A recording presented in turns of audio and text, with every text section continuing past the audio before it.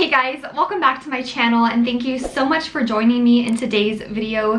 So today I kind of wanted to veer away from my normal content, which is fashion and beauty content, and kind of go in the direction of life lessons, and specifically life lessons that I have learned so far being 26. And I love to watch videos like this or read articles. Life lessons I've learned so far in my 20s or 30s, 40s, even from 90-year-olds and 100-year-olds. I find them so interesting. I love to dive into those articles and videos and learn from other people because I think YouTube is a great place to do that. And even if you're not yet to your 20s, if you're past your 20s, I hope you will take something away from this video. So let's go ahead and get started. Won't you take me home and give me wings to fly? We can be alone in the castle in the sky. We can run away and leave this world behind. Please just take me home to a castle in the sky. A castle in the sky. Won't you take me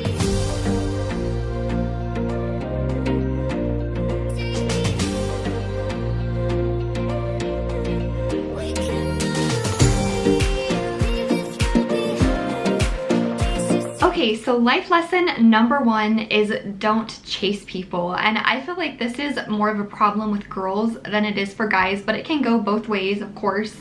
And what I mean by this is more than likely when you're in a relationship or you're not yet in a relationship and you chase after people.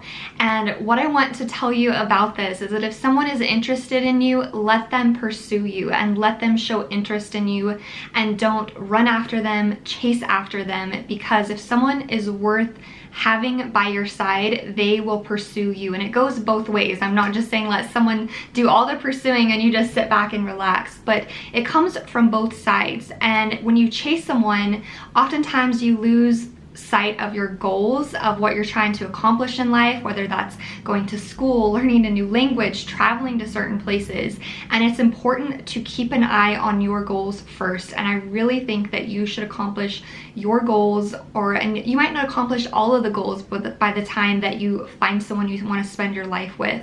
But I think it's very important to be very strong in who you are. Be a strong-willed person, and that's okay, especially as a woman. I think it's very, very important to be independent, but yet you can look to other people, but be strong in your own self. Be self-started, self-motivated. Get your goals down first before looking for someone. And I think oftentimes the best relationships come unexpectedly and they come out of nowhere, and that way they're more special and you didn't have to chase someone down or run after somebody. So my personal experience with this is that in a relationship, if I felt someone pulling away, my natural inclination is to just like grab onto them harder.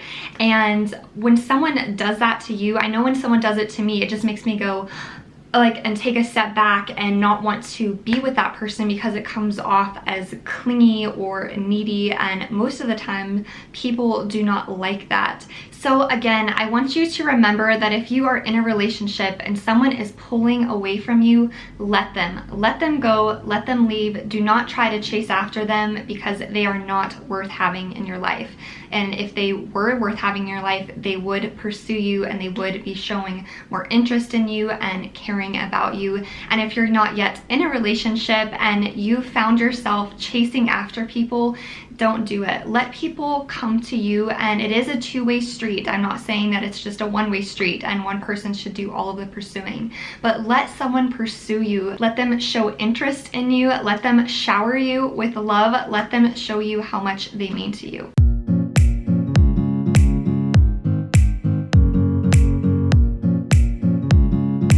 Moving on to life lesson number two, that is, if you want to do something, do it. So in 2015, I graduated with my bachelor's in business and I moved straight to Hawaii, which had been my dream for the longest time, and I worked for Four Seasons Resorts.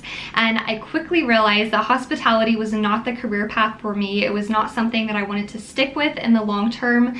And do I regret doing that? absolutely not, because I never know if that opportunity would have been presented to me again, and time is a luxury and it's something that you can never get back. So if an opportunity is presented to you and you feel strongly about it and passionately about it, then do it. And that is something that I'm going to tell my children in the future, is that if you feel very strongly in your heart, mind, and soul that you want to do something, then do it, then pursue it, because this is the perfect time in your 20s to go after things, go after opportunities. And if the opportunity doesn't present itself, go after it, chase after your dreams and your goals.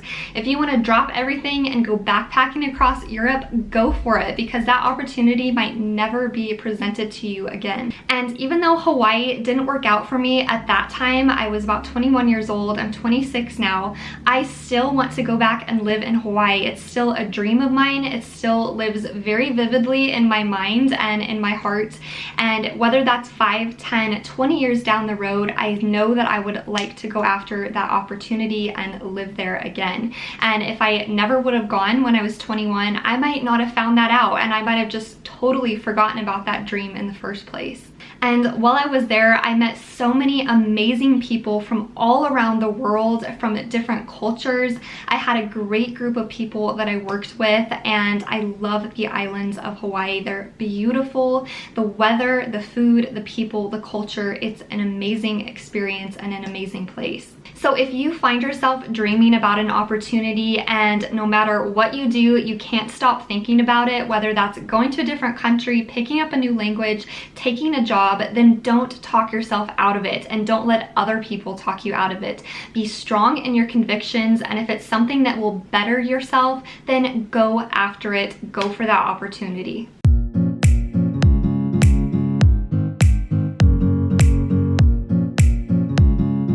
Number 3 is be empathetic, not sympathetic. So if you're not familiar with the difference between sympathy and empathy, sympathy is simply feeling sorry for someone, while empathy is feeling with someone. So if you're an empathetic person and someone comes to you with an issue or a problem, you sit down with them, you recognize and understand their emotions, and you put yourself in their shoes. So you would say, how would I feel if my dog just died? Or how would I feel if this person left me?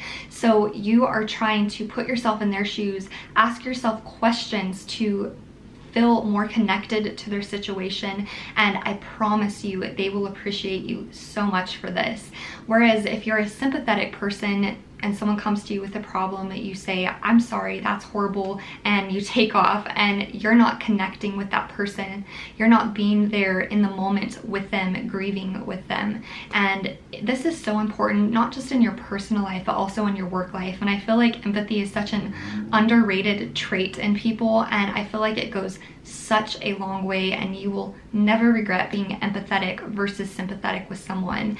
And most people in the world long to be understood, myself included, and when someone shows me empathy versus sympathy, I feel so much more of a connection with that person, and it means a lot more than someone just saying, I'm sorry, and that's all there is to it. They don't hug you, they don't cry with you, and it doesn't mean nearly as much as someone coming to me and recognizing how I'm feeling, putting themselves in my shoes and just giving me a hug and saying, I understand where you're coming from. And sometimes being empathetic can be something as simple as I understand how you're feeling and giving that person a hug. It doesn't have to be something extreme, but something just as simple as that can mean so much to someone. So if you want to be a better friend, a better boyfriend, girlfriend, spouse, then be an empathetic person and learn more about empathy, practice it in your day-to-day life, and I promise you, you will not regret it.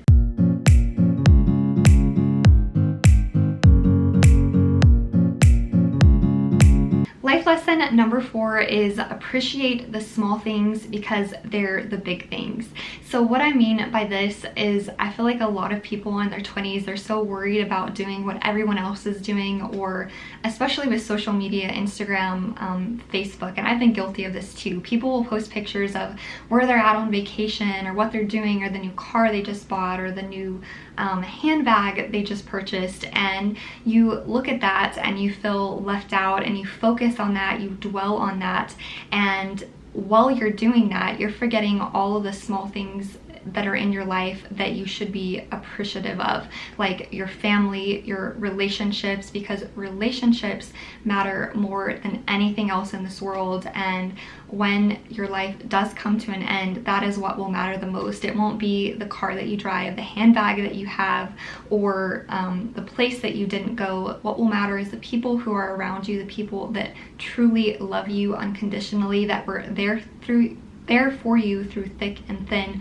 That is what matters the most. So instead of worrying about all of the big things that you don't have in your life, appreciate the small things and be grateful for those, and wake up every morning and think of all of the things that you're grateful for. Go to bed at night and think of all the things that you're grateful for, and I think that you'll be surprised by how many things that you have on your list that you are grateful for.